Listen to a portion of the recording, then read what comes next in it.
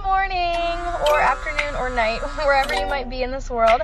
I just wanted to let you know that I love you, you are beautiful, and just keep smiling. Remember, smiling is contagious, so smile at someone. Another story I heard about myself. This one happened in high school. We had this teacher in high school whose kid went to our high school. His name was Mr. McNamara, and his son Jake McNamara went to our high school. He was a sophomore when I was a senior, so he was 2 years behind me. And Mr. McNamara was an asshole. And one weekend, he and his wife decided to leave town, which you should never do if you're an asshole. And Jake McNamara decided to throw a party at the teacher's house. Hooray! And everyone around town heard about it, and we all got up individually and thought, okay, let's go over there and destroy the place. I walked into this party, everyone I had ever met was there, and everyone was drinking like it was the end of the world. People were drinking like it was the Civil War and a doctor was coming to saw our legs off. It was totally unsupervised. We were like dogs without horses. We were running wild. I walked down to the basement. They had a pool table in the basement. One dude took a running start and threw his body onto the pool table and broke it in half. Another kid found out which room was Mr. McNamara's and went upstairs and took a shit on his computer. So the party was going great. I'm standing in the basement and I'm holding a red cup. You've seen movies. And I'm standing there and I'm holding a red cup and I'm starting to black out. And I guess someone said like, something, something, police. And in a brilliant moment of word association, I yelled, fuck the police! Fuck the police! And everyone else joined in. 100 drunk white children yelling, fuck the police. With the confidence of guys who have like already been to jail and aren't afraid of it anymore. You know, that like, I'll serve my nickel, you come and take me confidence.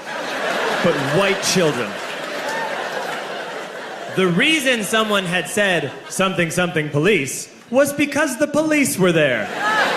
So a Chicago police officer walked down the stairs and got to the bottom in the basement and looked out over a sea of drunk toddlers yelling, fuck the police, in his face. And he was almost impressed. He's like, wow. And then he leaned into his walkie-talkie and went, get the paddy wagon. And my friend John, who is now a father, this man now has a baby, he grabbed a 40, smashed it on the ground, and yelled, scatter! And everyone ran in a different direction.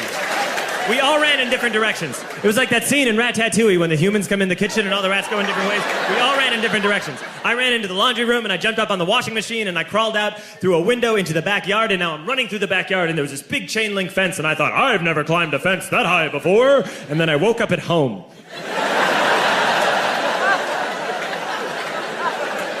On Monday, I went to school because that's what we did back then. And I'm walking into the school building, and who do I see but Jake McNamara?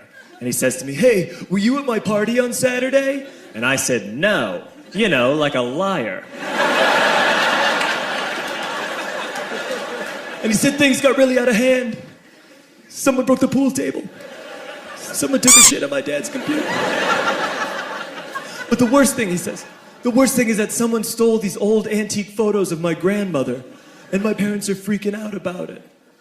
And I had that thought that only blackout drunks and Steve Urkel can have.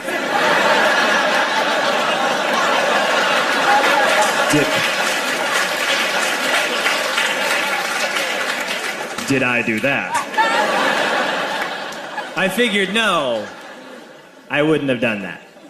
But I was never sure until 2 years later. Relax.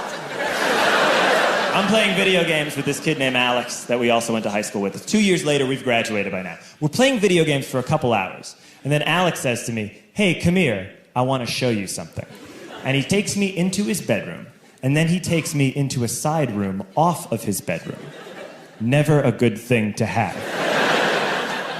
he shows me a tiny room that is covered wall to wall in stolen antique photos from different people's parties over the years.